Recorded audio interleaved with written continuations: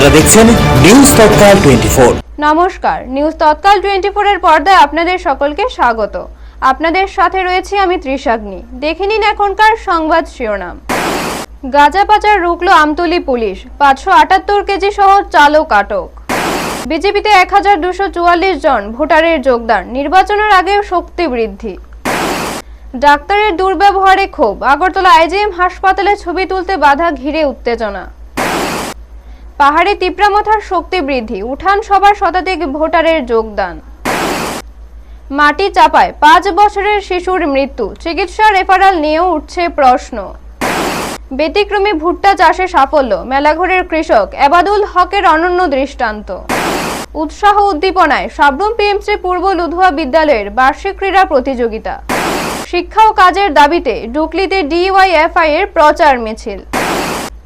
দেখে নিন এখন সংবাদ বিস্তারিতভাবে। রাতের অন্ধকারকে ঢাল করে নেশা পাচারের চেষ্টা চলছিল আমতলী বাইপাস সড়কে, তবে পুলিশের তৎপরতায় সেই চেষ্টা ব্যর্থ হলো। শুক্রবার গভীর রাতে মধুপুর থানার অন্তর্গত কোনাবন এলাকার প্রসেনজিৎ দেবনাথ একটি বোলেরো পিকআপ গাড়িতে প্রচুর শুকনো গাঁজা নিয়ে আমতলী বাইপাস সড়ক দিয়ে যাচ্ছিলেন।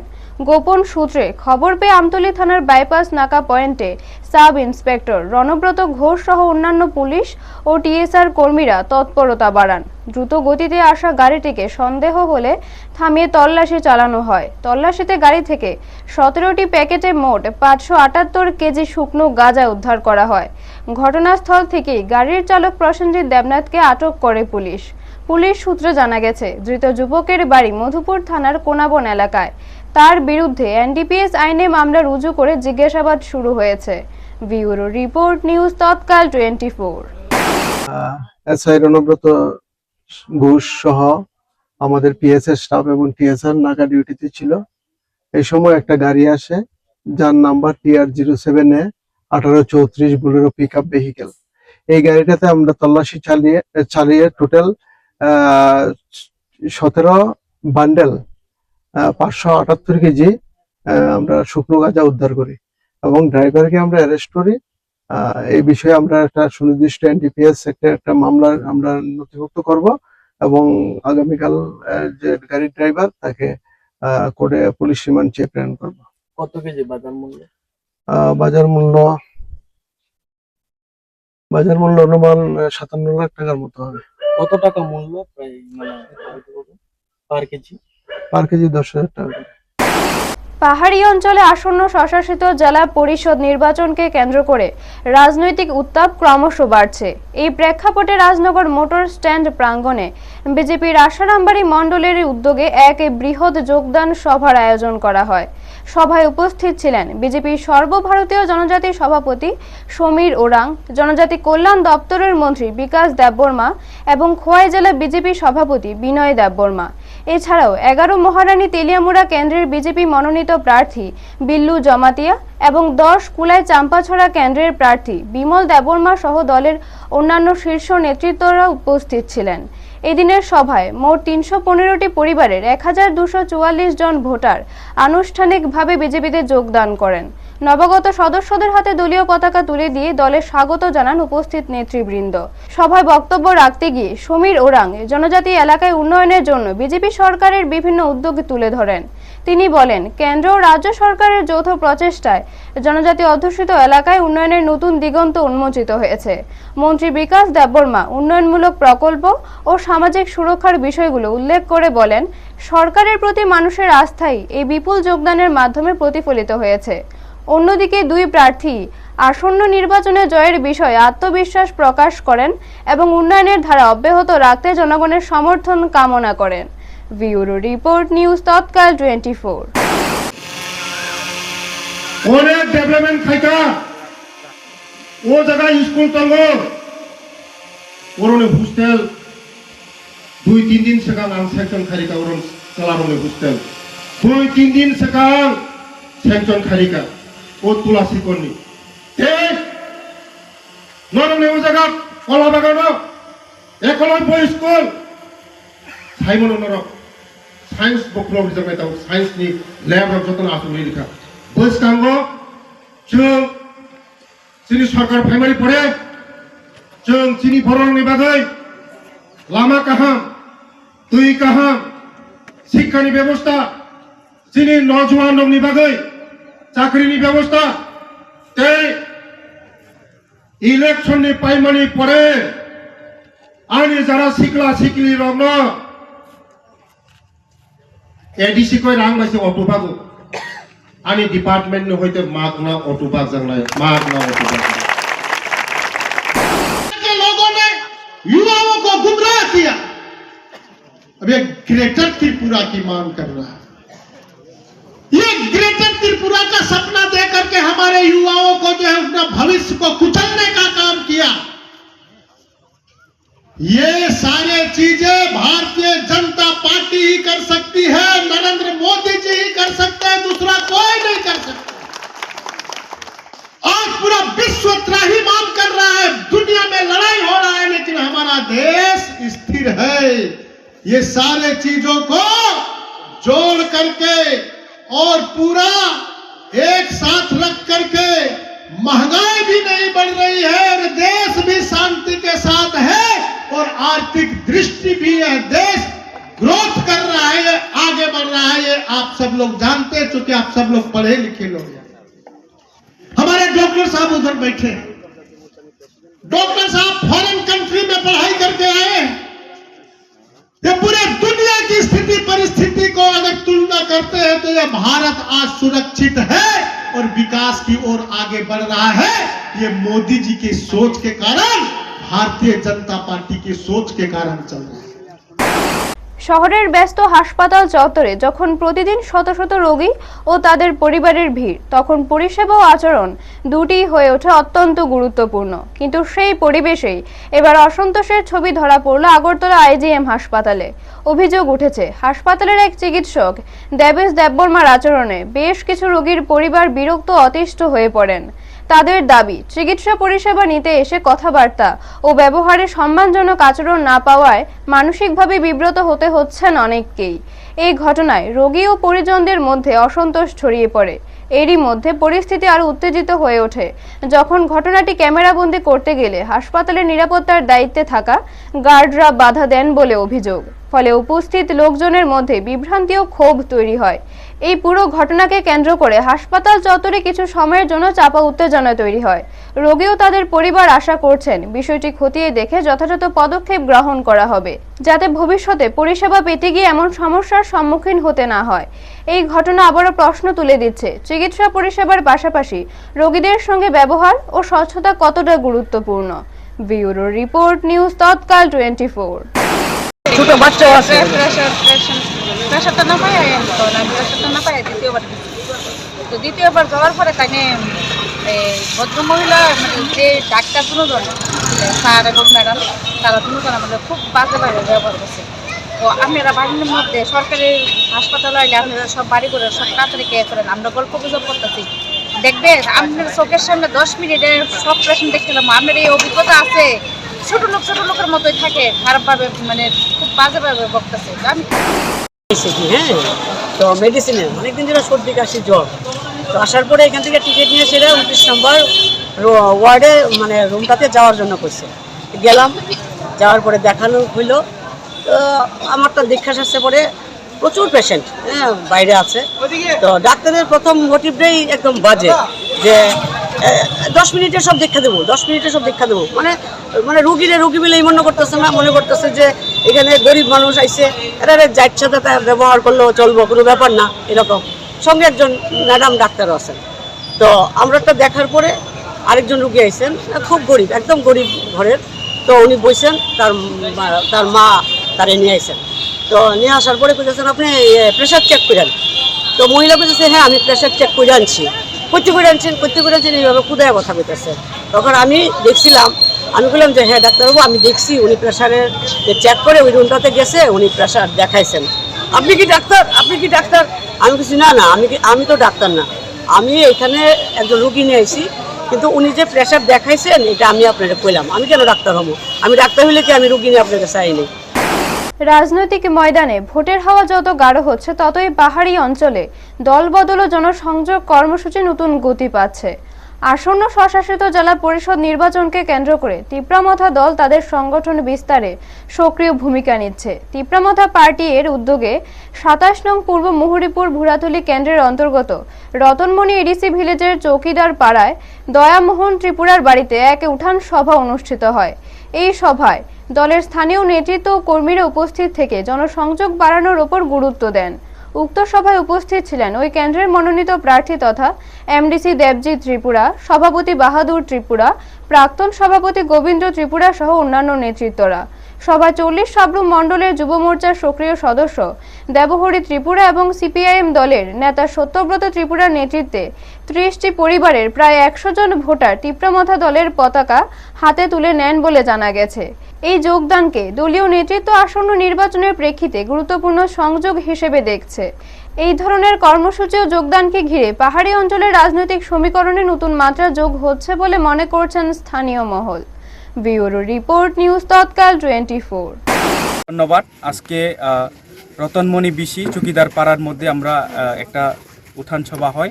ওই উত্থান সভার মধ্যে আমরা জয়েনিং পেয়েছি বিজেপি থেকে। বিজেপি এবং সিপিএম এর টোটাল 30 ফ্যামিলি 100 ভোটার আজকে আমাদের তিপ্রামথায় জয়েনিং করেছে।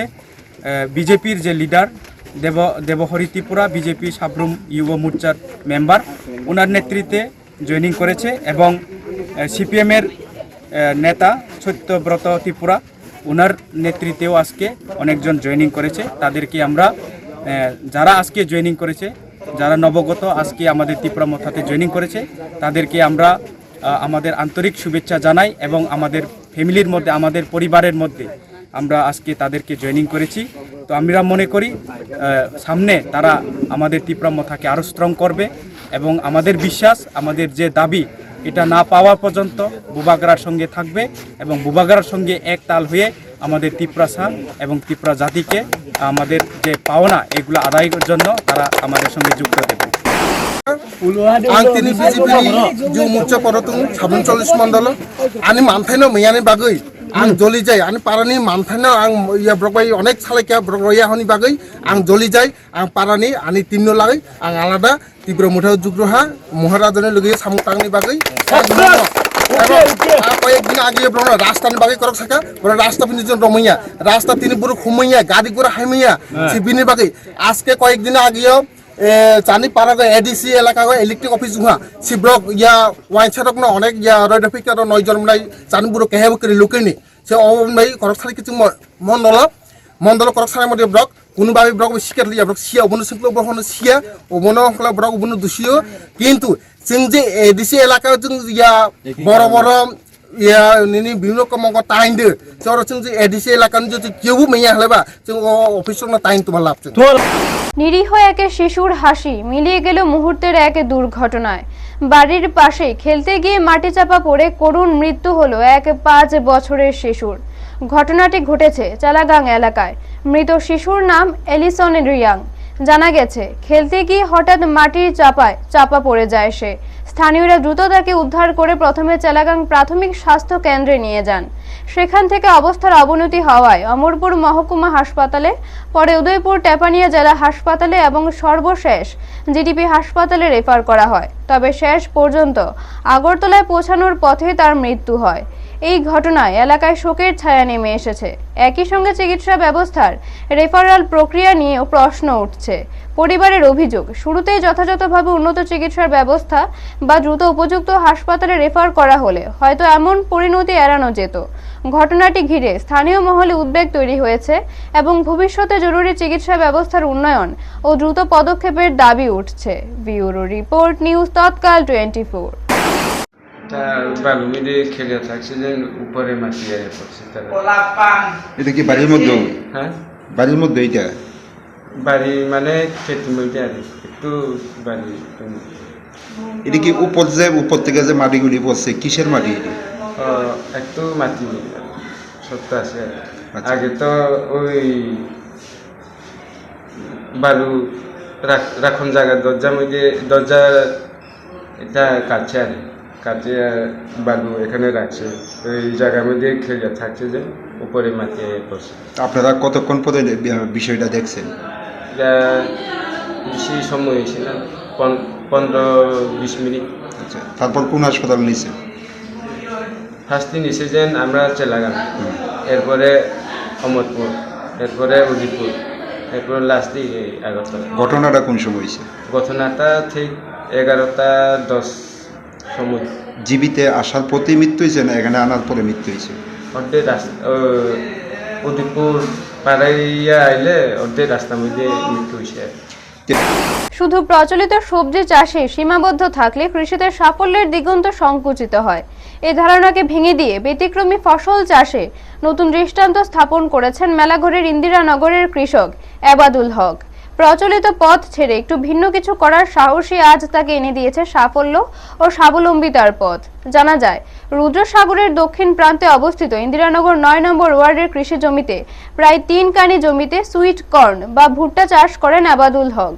সাধারণত এই এলাকায় বিভিন্ন ধরনের সবজি চাষ হলেও ভুট্টা চাষ খুব একটা দেখা যায় না। অনেক কৃষকের ধারণা ভুট্টা চাষে তেমন লাভ হয় না, তবে সেই ধারণাকে ভুল প্রমাণ করেছেন এবাদুল হক নিজেই। তার উৎপাদিত সুইট কর্ন এখন বেশ চাহিদা সম্পন্ন ফসল হিসেবে পরিচিত। আশ্চর্যের বিষয় হলো তাকে নিজের উৎপাদিত ভুট্টা বিক্রির জন্য বাজারে যেতে হয় না। স্থানীয় সবজি আড়তের ব্যবসায়ীরাই সরাসরি তার বাড়ি থেকে ভুট্টা সংগ্রহ করে নিয়ে যান। ফলে পরিবহন খরচ ও সময় দুই সাশ্রয় হচ্ছে, পাশাপাশি লাভও বাড়ছে। এবাদুল হক জানান, এক বন্ধুর পরামর্শে তিনি এই সুইট কর্ন চাষ শুরু করেন। তার সেই বন্ধু একটি কৃষি সংস্থার কর্মরত। এছাড়া স্থানীয় কৃষি দপ্তর থেকেও তিনি যথেষ্ট সহযোগিতা পেয়েছেন, যা তাকে আরো উৎসাহিত করেছে। সোনামুড়া মহকুমা মূলত কৃষি নির্ভর এলাকা হলেও এখানে ভুট্টা চাষ খুব একটা জনপ্রিয় নয়। তবে এবাদুল হকের এই সাফল্য এখন অন্য কৃষকদের মধ্যেও আগ্রহ তৈরি করছে। তিনি নিজে অন্যদের এই চাষে এগিয়ে আসার আহ্বান জানিয়েছেন। সব মিলিয়ে বলা যায়, সঠিক পরিকল্পনা, পরিশ্রম এবং আধুনিক কৃষি ভাবনার সমন্বয় ঘটলে ব্যতিক্রমী ফসল চাষ করেও সাফল্য অর্জন করা সম্ভব। তারই এক উজ্জ্বল উদাহরণ এবাদুল হক। ব্যুরো রিপোর্ট, নিউজ তৎকাল 24। কি নাম আপনার? আমার নাম এবাদুল হক। এই পিছনে যে ভুট্টা ক্ষেতগুলো এগুলো কি আপনার? হ্যাঁ, আমার। কতখানি ভুট্টা চাষ করেছেন? 3 কানি। সরাসর সোনামুড়া মহকুমাতে ভুট্টা চাষ হয় না, অনেকে মনে করে এটা লাভবান না।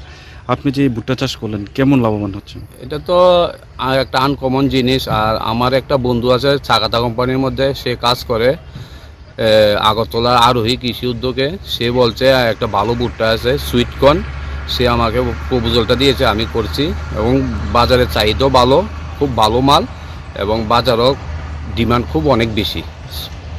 এর মধ্যে আপনাকে স্থানীয় কৃষি দপ্তর তারা কি সহযোগিতা করছে? হ্যাঁ, আমাদের এখানে সেক্টর অফিসার প্রত্যেক সপ্তাহে 2 বা 3 বার করে আমাদের এখানে ক্ষেতের মধ্যে ভিজিট করে যায়। তাই নিয়ে খুব খোঁজ খবর নেয়, বৃষ্টি হইলে আয়া খোঁজ খবর নেয় এবং সার ওষুধ দেওয়ার পরামর্শ দেয়। তাই নিয়ে খুব আমাদের এখানে খোঁজ খবর নিতে আছে ভালো। টোটাল কত কানি ভুট্টা চাষ করেছেন আপনি? আমি 3 কানি করছি। শুধু বইয়ের পাতায় নয়, মাঠের দৌড়ঝাঁপেও গড়ে ওঠে শিক্ষার্থীদের প্রকৃত বিকাশ। এই বিশ্বাসকে সামনে রেখে সাবরুম মহকুমার পিএমসি পূর্ব লুধুয়া ইংরেজি মাধ্যম উচ্চ বুনিয়াদী বিদ্যালয়ে অনুষ্ঠিত হলো বার্ষিক ক্রীড়া প্রতিযোগিতা ও পুরস্কার বিতরণী অনুষ্ঠান। বিদ্যালয়ের প্রাঙ্গণে আয়োজিত এই অনুষ্ঠানে শিক্ষক শিক্ষিকাদের উপস্থিতিতে ছাত্রছাত্রীরা ব্যাপক উৎসাহ ও আনন্দ নিয়ে বিভিন্ন ক্রীড়া ইভেন্টে অংশগ্রহণ করে। শিক্ষার্থীরা তাদের দক্ষতা ও প্রতিভার উজ্জ্বল প্রদর্শন করে সকলের মন জয় করে নেয়। প্রতিযোগিতা শেষে বিজয়ী ছাত্রছাত্রীদের হাতে পুরস্কার তুলে দেওয়া হয়। এই বিষয়ে আমাদের প্রতিনিধির সঙ্গে কথা বলতে গিয়ে বিদ্যালয়ের প্রধান শিক্ষক চিরঞ্জীব ত্রিপুরা জানান, প্রতি বছরই শিক্ষার্থীদের পড়াশোনার পাশাপাশি তাদের শারীরিক ও মানসিক বিকাশকে গুরুত্ব দিয়ে এই ধরনের ক্রীড়া প্রতিযোগিতার আয়োজন করা হয়। ব্যুরো রিপোর্ট, নিউজ তৎকাল 24। আজকে কি বিষয় নিয়ে প্রোগ্রাম করেছেন? আজকে 2025-26-এ আমরা PMC studio English medium annual programme, সেখানে বিভিন্ন সরকারের আমাদের কম্পোনেন্ট ওয়াইজ কিছু অর্থ দিয়েছিল। তার মধ্যে স্পোর্টস, যোগা, তারপরে ড্রয়িং এবং খেলাধুলা, এখানে কম্পিউটারের বিভিন্ন বিষয়গুলো নিয়েই আমরা তাদের মধ্যে একটা প্রতিযোগিতার বিষয় নিয়েছি। এছাড়া ক্লাস ওয়াইজ স্টুডেন্টের মধ্যে কম্পিটেন্সি বেস অ্যাসেসমেন্ট, কোন স্টুডেন্ট তার হলিস্টিক প্রোগ্রেস কার্ড অনুসারে আমরা তাদেরকে বাছাই করেছি।